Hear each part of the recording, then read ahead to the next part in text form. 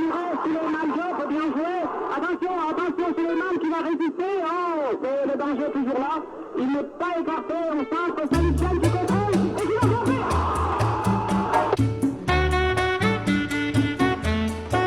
Internautes de Talent d'hier, bonjour. Nous sommes donc ravis de vous retrouver. Bienvenue donc dans votre rubrique Mémoire d'un supporter. Avec moi aujourd'hui pour parler du football sénégalais. Et bien sûr, ce sera à l'ancienne. Avec moi, M. Pape Amadou Sow. Il a été donc un supporter du football sénégalais. Aujourd'hui, nous avons donc l'honneur de le recevoir. Il va partager avec nous l'un de ses plus beaux souvenirs. M. Pape Amadou Sow, bonjour et bienvenue. Bonjour madame. C'est à moi de vous souhaiter naturellement la bienvenue aussi bien à son équipe et de chacun parmi vous. Très bien. Donc encore une fois, merci, c'est avec plaisir quand même que je retrouve votre chaîne. Je pense que ce n'est pas la première fois effectivement que vous m'invitez par rapport au sport. Tout à fait. Et surtout quand on parle de talent d'hier. Je pense que c'est un sujet vaste et que nous avons vécu effectivement ces périodes-là. Vous pouvez juste dire ce qui nous ont énormément marqué. Très bien, la belle automne, on va dire. Donc, c'est un réel plaisir et merci beaucoup de nous recevoir dans vos locaux. Je rappelle tout simplement qu'aujourd'hui, il est donc un adjoint au maire de Pikine Est. Il a été l'un des supporters phares de la Jeanne d'Arc, évidemment. Alors, pour commencer déjà, quel est le souvenir qui vous a le plus marqué lors de votre époque? Je vous remercie.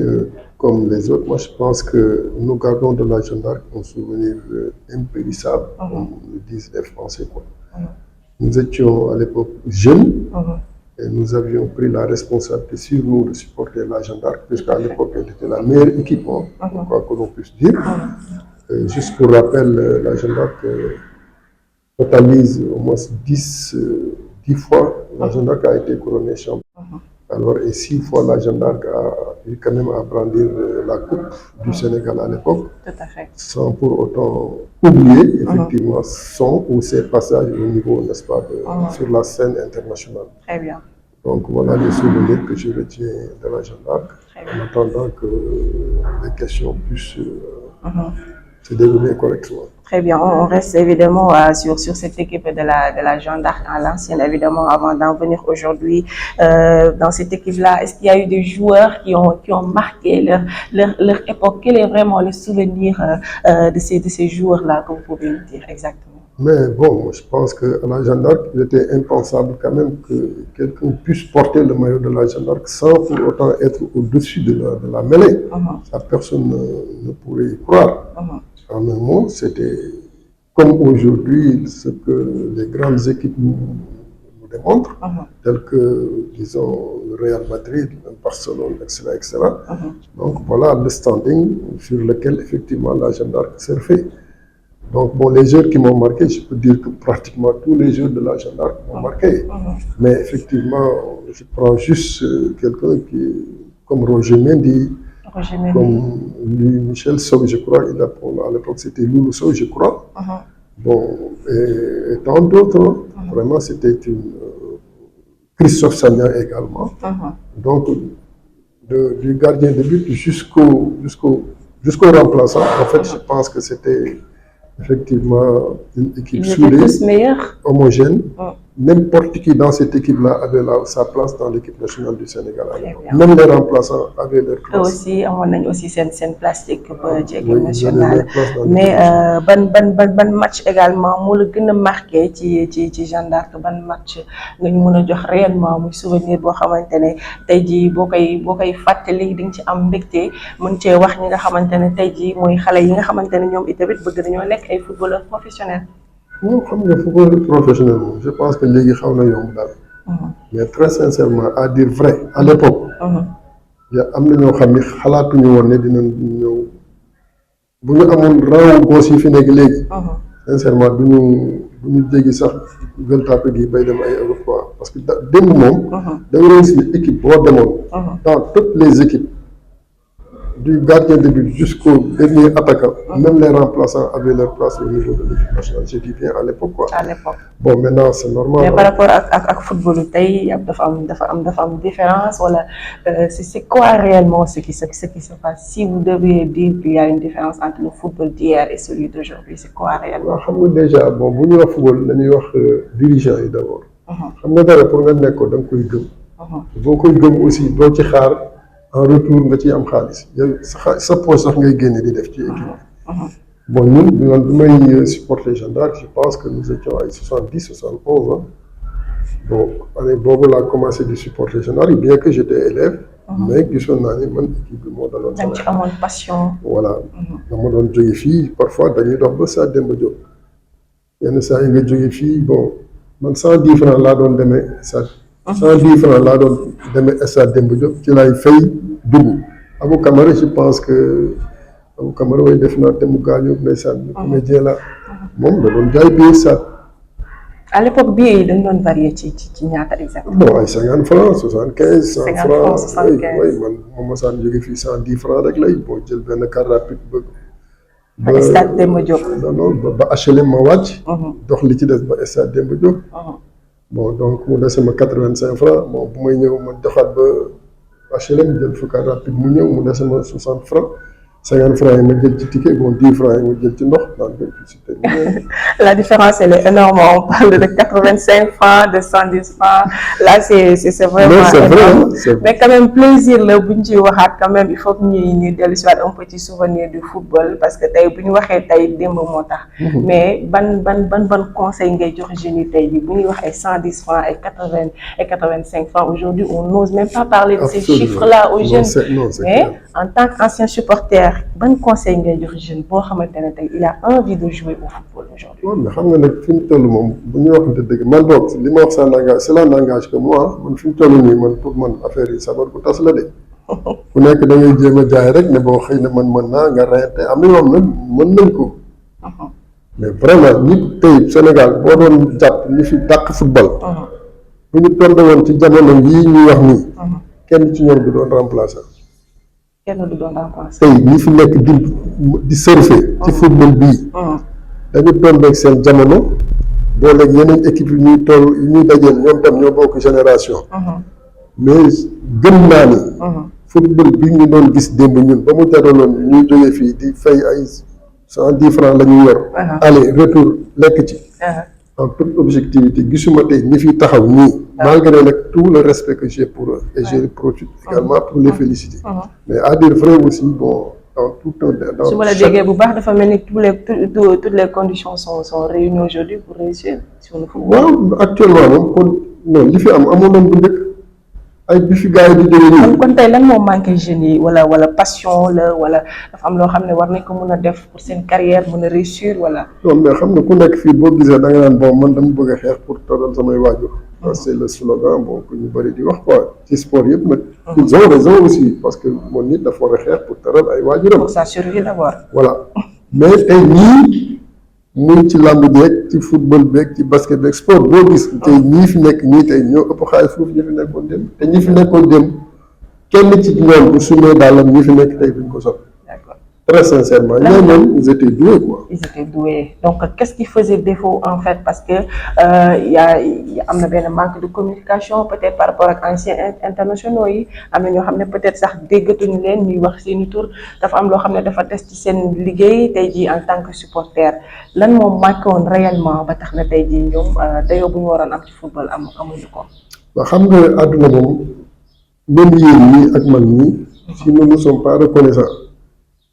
Dieu c'est un témoin mieux quoi. Yàlla moom ku jàpp ne dina la wax li nga war a def moom da ngay nax sa bopp. Un jour viendra de toute façon boo ñëwee nag dans une société war nga xam lan moo fi nekk ak naka la nekk ak nu mu war a nekk. Tout à fait. c'est-à-dire encore une fois dañu amoon seen i ñaari waajur waxuma ñu amuñu ko de am nañ ko ñoom tam. mais ala kulli xaal nag neexul ba neexul comme niñ ko nit ñi di waxee rek. am na loo xam ne peut-être doo ci mën a egg wala doo ko mën a laal. Parce que peut-être ça peut blesser. Mais ce qu'il faut retenir, moi, génération démb bi. Avant ñoom, moi je vous dis qu'à 69, 70, maa ngi doon def ay peut-être CM1 ou CM2 ci laa commencé di supporter Jeanne d'Arc. reporter yi dañ ci boole woon benn accent ak benn goût c'est une voilà occasion la c'est une opportunité vraiment de remercier au passage Abdoulaye Diaw ñi fi nekkoon démb bon Colbert Diagne gaañu na yàlla jéggal ko ak ñeneen Sa Thiom bi à Thiès da ngay dem yow da nga doon rafet da nga doon xaar ba week-end bi jot nga dégg gaa yooyu donc li fi manqué génération bu nekk rek ak li fa war a am mais bu ñuy waxante dëgg en toute sincérité talent wu démb yi ak talent wu tey yii démb nag mënul doon tey tam mënul doon démb mais même ñoom war nañu xam ni ak ñi ko dund en toute objectivité ñi ma gis fii tey ci góor bi ba ci këy je les respecte nag et je profite également pour les féliciter très sincèrement mais bu ñu bokkoon génération ak ñee ba nga remplaçant sax duñ ci toog mais am na ci ñoo xamante ne marqué nañ seen empreinte ci football bi tey jii boo ma ci doon jox ñaar wala ñett ci ñi nga xamante ne ñoom ñoo nekkoon ci époque boobu noonu daan def ay jéego yu am solo boo ma ci doon jox ñaar wala ñetti tour rek kan lay nekk exactement. maanaam boo demoon Jeanne d'Arc da ngay ñëw nga gis Christophe Sagna Christophe daanaka moom seen appareil bi ñoo tolloo woon nii la doon woon mais Christophe def amul kenn koo xam ni mënoon nga ko téye muy fii di fële boo ñëwee Gorée da nga fay gis Grand Boy te Grand Boy de Christophe bu ñu àndoon mën nga ni ñii ñoo bokk ndey ak bàyyi ils sont chétifs kenn pesé wu ci boo moytul 80 kilos yu mat non 80 sax bari na donc tu vas à la Jeanne d'Arc tu trouves Christophe Sagna là-bas nga dem US Gorée nga trouver Grand Boy te ñoom ñaar ñëpp boo moytul il tournait autour de ay 70-75 kilos te dañu surfer nag ci terrain di nekk ci Afrique yëpp ba bi ñuy dem bitim réew ay France yu demee noonu seen tour continuer nga ñëw Jaraaf Mbaye Fall def naa seen kër yi ngi nii cité 1 donc équipe boo demoon da nga fay fekk koo xam ni à lui seul boo demee Mbossé nga déggoon fa je ne sais pas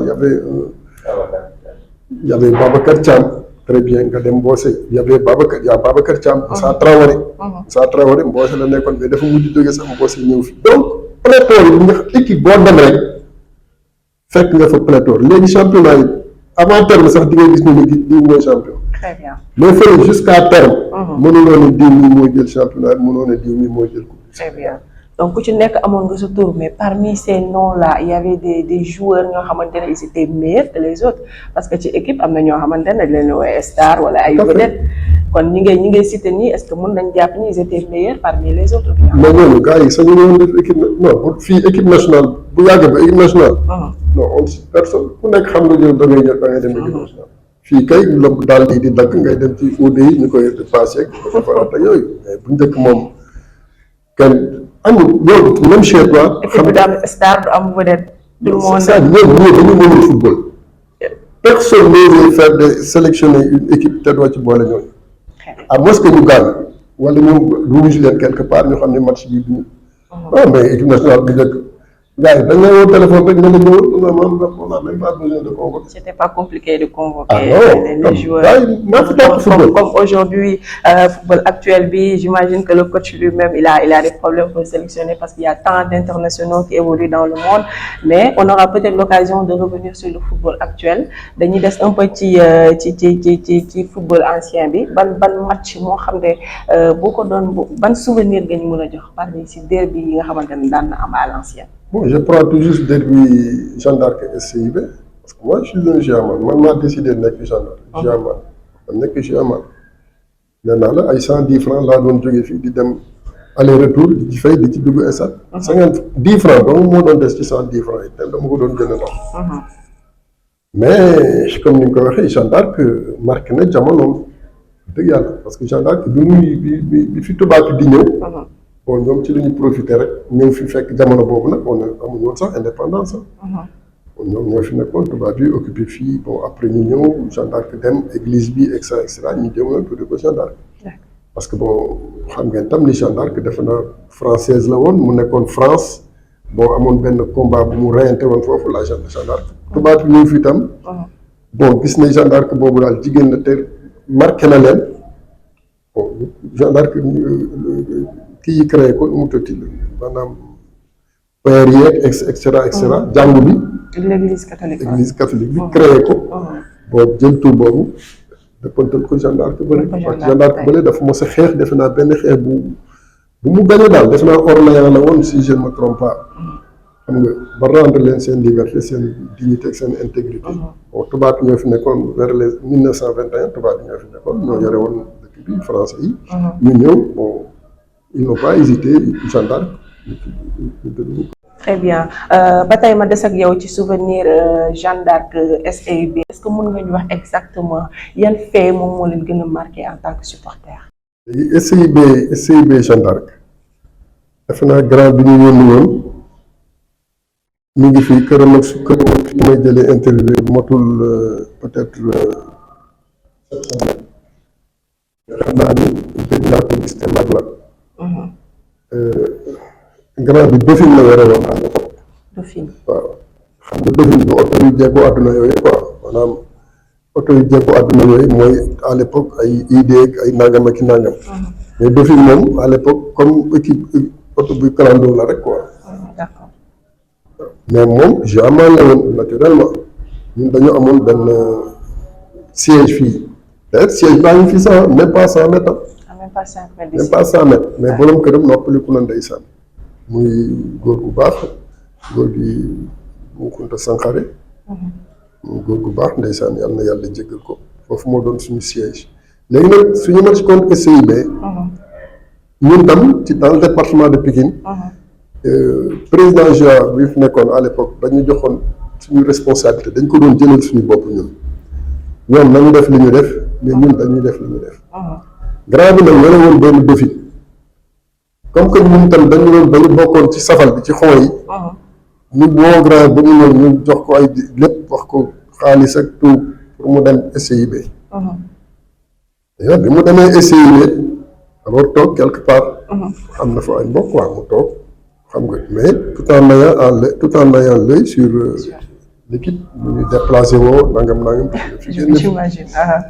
léegi nag gars yi bi ñuy ñëw essayé bi ñuy ñëw danaa bàyyi leen di topp ak Dauphine.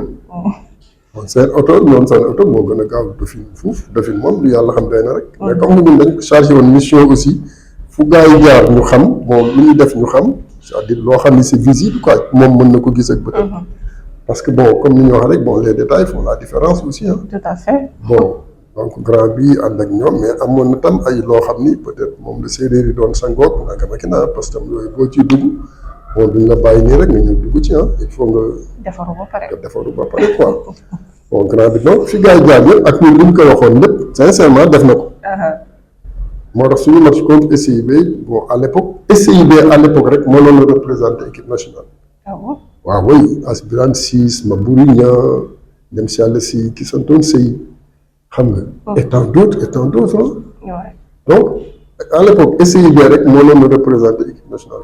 am na tam ñu amoon tam benn lañ ko tuddee benn derby donc. ah non c'était plus que mi ngi mel ne dañuy wax Barça ak Real. Barça Real. oui c'était plus qu'un derby. un classico bu fekkoon am na leneen lu ko gën a suur mais ñun quand même au niveau de Pikine bon ñoom dañ doon def li ñuy def. Dakar. section bi nekkoon Dakar ñun tam ñuy def li ñuy def mais c'est l'occasion aussi de féliciter très sincèrement grand Alassane Diop que yàlla na yàlla jégal ko aussi mais grand boobu malheureusement toog na ba génn àdduna bon peut-être je am na ñu ko xam mais dinaa dégg naa sax ay woykat yi ko way bon ku mel ni Ndiouga Dieng way na ko bàyyi raan boo ñëwul mu ñaaw daan Alassane mooy grand boobu may wax ni Youssou Ndour way na ko ci benn way taxaar ka ci yoonu ma daan Alassane Salimata Ndiaye c'est le même grand dont je parle grand bi jekkoon na àdduna man grand boobu laa gis nga ñëw ambassade ñëw ñu accrédité leen ñu war a ñëw pour louer kër grand bi di ko fay ay millions grand bi ne ñu ko jox ñu ko ñu jëlaat xaalis bi joxaat leen ko. non louewul kër ga. louewul kër gi. non daf ko mettre à notre disposition ñun. macha allah pour affaire Jeanne d'Arc rek. woo un excellent marabout nag marabout ne ko doo ma fay dara bu ma jox dara bu ma fay dara. li nga soxla dinaa la ko defal. waaw boo demee nag ba gagné ko bi nangam nga may fay mu ne ko d'accord. marabout boobu man mii bu ñu koy yóbbu gare routière muy jëli oto. bokk naa ci délégation bi ko yóbbu woon gare routière mu jëli mais un très bon marabout il est de Touba. Il n'a absolument rien demandé ce qu'il a tout juste dit mooy bu ma gañee ngeen fay ma nangam ngeen may fay mu signé ko grand bi kër gi château la ambassadeur yëpp accrédité ku ñëw di ko bëgg kii mu nga noo jox ñu ko ñun c'est pour se dire que grand bi il a énormément fait pour la Jeanne d'Arc. Tout à fait. donc desalul marabout bi dara tam très sincèrement. Très bien mais racontez-nous un peu match bi comment ça s'est déroulé après. bon match bi xam nga derby moom. derby la tudd. derby moom ku nekk mën nga gagné sa morom. mais nag xam nga boo jëlee sëriñ boo xam nee na la man bu leen ma fay dara. su ngeen gagné ba pare. bu ngeen gagné ngeen fay mais xam nga loolu. neexul ba neexul mais kuñ ko wax sëriñ baa ngi toog nii bu leen man maa doon yóbbu ndekki bi maa doon yóbbu añu sëriñ bi maa doon yóbbu reeru sëriñ bi te grand bi may wax tam moom jëloon oto mettre ko à ma disposition. beneen grand ndeysaan bu ñu wax Mor Ndiaye moom tam kaa ñu ne yàlla jégal ko moo doon chauffeur oto bi. grand bi di ko fay bon man grand bi présentement sa petite sœur le même père et de même mère mooy sama soxna depuis bon voilà depuis presque 40 ans on est ensemble donc match bi ñun amoon nañu yàqin ne sëriñ bi xam na li muy def parce que avant ñuy njëkk si ci SCIB dañu jaar ci yeneen match sëriñ bi du la wax dara yaa ngi ko nu mu tëtti équipe bi ngeen di dajeel tey. équipe adversaire. waaw match bi passé wala ñaar ci match yi passé est-ce que yore nga classement wu équipe bi loolu rek la lay wax. loolu rek la lay laaj. waaw nga ni fii Salif Faye fii nga ni Demba Fall fii nga ni Kumba Ndiaye ak nangam ak naan fii nga ni Bieux Sow moom loolu rek moo ko intéressé ñi nga xam dañ leen def ci soleil le lendemain du match. nga jël ko par exemple mu nekk ay 5 match 6 match nga indil ko bon équipe joueurs yooyu moom. très sincèrement bu ñu dóoree bal mu bal ci baar bi sax benn yoon daal laa ci juum man très sincèrement te suñu match la contre Jaraaf waaw man bon comme que jàng naa maa doon jël chaque lundi nag ñu dem jëndi journal pour équipe yëpp seen kii mu dëtti seen classement quoi classement bi léegi finalité match bi lan la après ça s'est déroulé comment Jeanne d'Arc mu mujjee gagné. non mu ngi gagné 3-1. yéen mujjee gagné. mu ngi gagné 3-1 SCIB. ñu leen mujj gagné 3-1 non boobu on sait pertinemment que kii. donc amoon ngeen déjà confiance mis à part li Serigne bi wax Jeanne d'Arc était prête pour affronter cette équipe. dama ne la Jeanne d'Arc équipe mais Jeanne d'Arc door na fi Monaco bi ñuy nekk ci diggu ndënd yi. Monaco bii tey bu nekk France bi mu nekk ci diggu ndënd yi. Gia door na ko fii 3-0 maa ngi toog. macha allah. Mendy suñu défenseur bi ak central ba moo dugal ak Jeannot Rigal ak je ne sais plus qui. donc Jeanne d'Arc ci équipe jamono boobu Jeanne d'Arc mënoon na représenter équipe nationale du Sénégal Jaraaf mënoon na représenter Gorée mënoon na ko représenter. tout à fait. waaw très sincèrement c'était la meilleure équipe bon malheureusement. bon xam nga tam boobu Jeanne d'Arc la ñun daje nañ fi ak Casa Sport. Casa Sport kay bu waaye doon wax à l'époque foofu la yem. Casa dañoo ñëw première édition deuxième édition ñu rapproché date bi ñu war a football deuxième édition bi quoi. donc il n'avait pas le temps pour ñoom ñu jóge fi dem Casa Sport jël si waat. li ñu def mooy dégg naa fii lañ leen kii nu mu tudd. lycée Limamoulaye bi la ñu def boobu gaa yaa ngi defar lycée Limamoulaye te ñun tam xam nañ ne Jaraaf ak Almadi en 1970 bi ñuy daje. bi ñu defee première édition ñu match nul. alors deuxième édition bi il semble que waa Jaraaf ci ñun dañu dégg mais xamuñu wax dëgg la am déet waa Jaraaf. dañ doon def dañu dugal ci benn auto police mel ni ay policiers di ramasse quoi dugg biir Almadi. ci guddi gi dañuy def lépp parce que football la ñun aussi bon on s'est inspiré de ce fait là bon gars yi ñoo nekk fii il paraît bon ay lycée Limamoulaye toog fa lu yàgg nangam ak nangam ñun tam ñu jaar foofu def lu ñuy def. très bien donc ñun est-ce que kon un peu pour taquiner est-ce que jeunes yi joué nawetaan nekkul yéen la ñu doon ci affaire xoo yi parce que tamit ñoom duñu mayante dara ci équipe bi. waaw non mais kii maa fii. Kanfoor yi nekkatuñ fi Kanfoor yi mooy gars yi nga xam ni ñoo tam Serigne bu ne la bu ma jox dara. très bien. Donc, est-ce que c'est juste pour dire que le football sénégalais a aussi ses réalités? Ah non, mais donc ça, c'est dans tous les pays du monde. Si une réalité, bon, man damay toog ba caag ma gis benn jigéen boo xam ne bëgg naa ko ma dem ñaan lu ci nga baal ma ci waxin yow nga toog bëgg koo gis am nga sañ-sañ nga dem ñaan lu ci keneen yi dem bon yooyu c'est des phénomènes yoo xam ne bon on vit avec.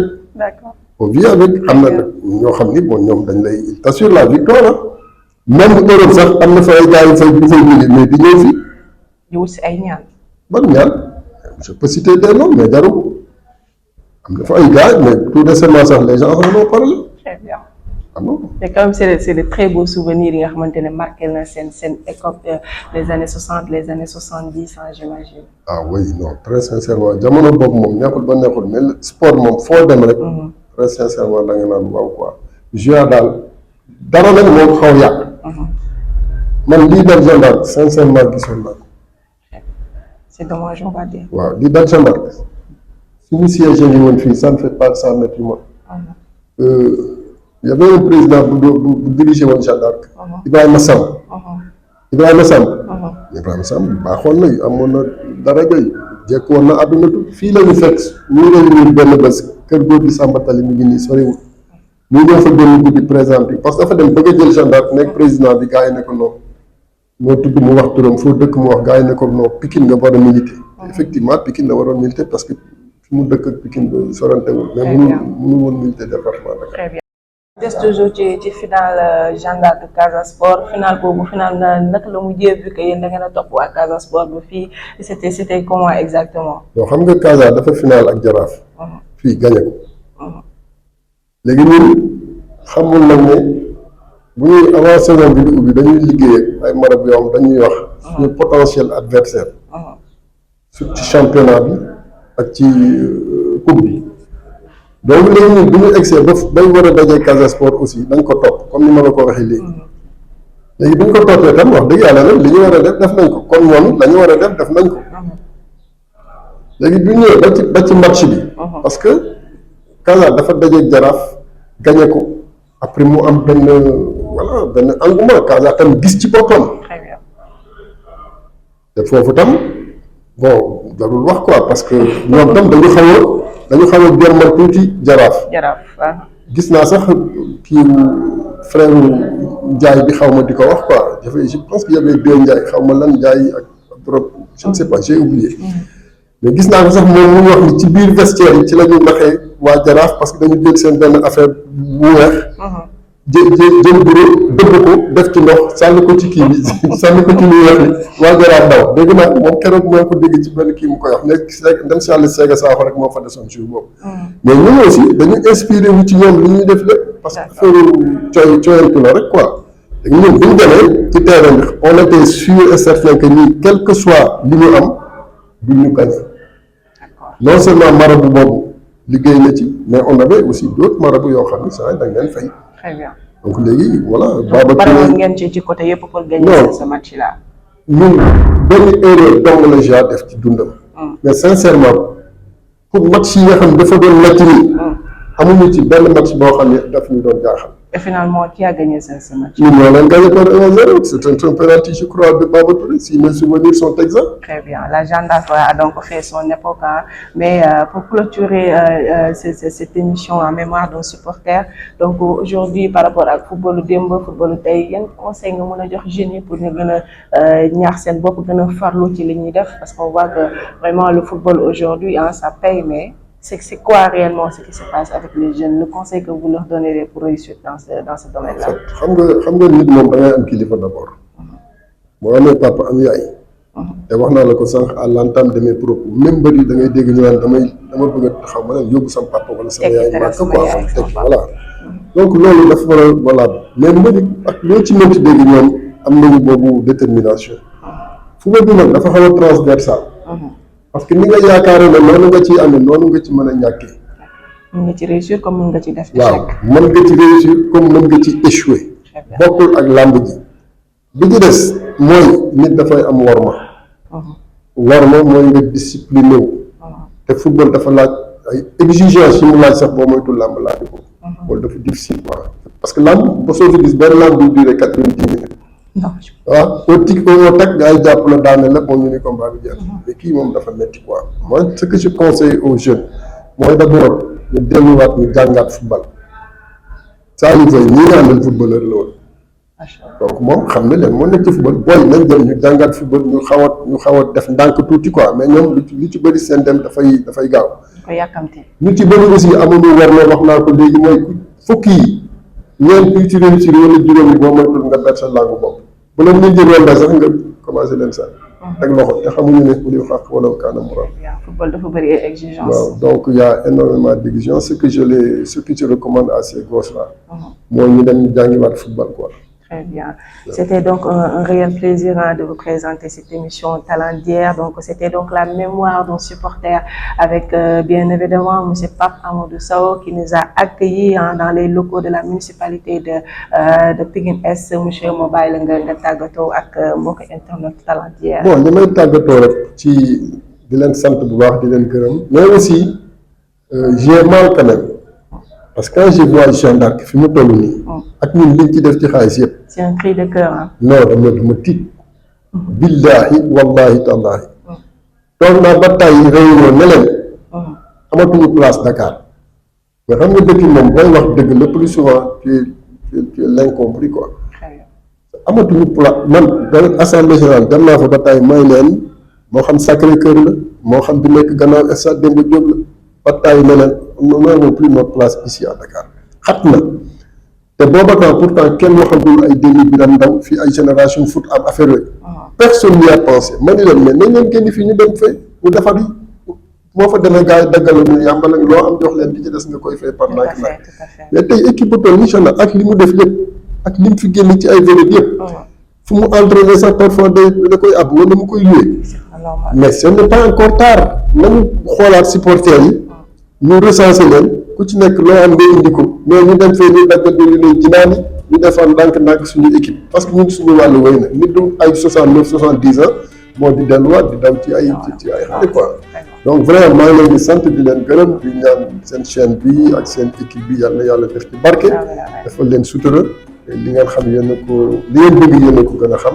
bu gënee ci yéen yàlla dañ ko yàlla defal. Jërëjëf merci beaucoup donc c'était avec monsieur Pape Amadou Sow un ancien supporter de la Jeanne d'Arc donc comme vous venez de l'entendre c'est un cri de cœur hein. J'espère que le message va bien passer donc c'était un réel plaisir de vous présenter cette émission on vous donne rendez-vous très prochainement sur Talent d'hier. Bien joué. Attention, Souleymane qui va résister. Oh, le danger est toujours là. Il n'est pas écarté. On sent que Salif Diagne qui contrôle.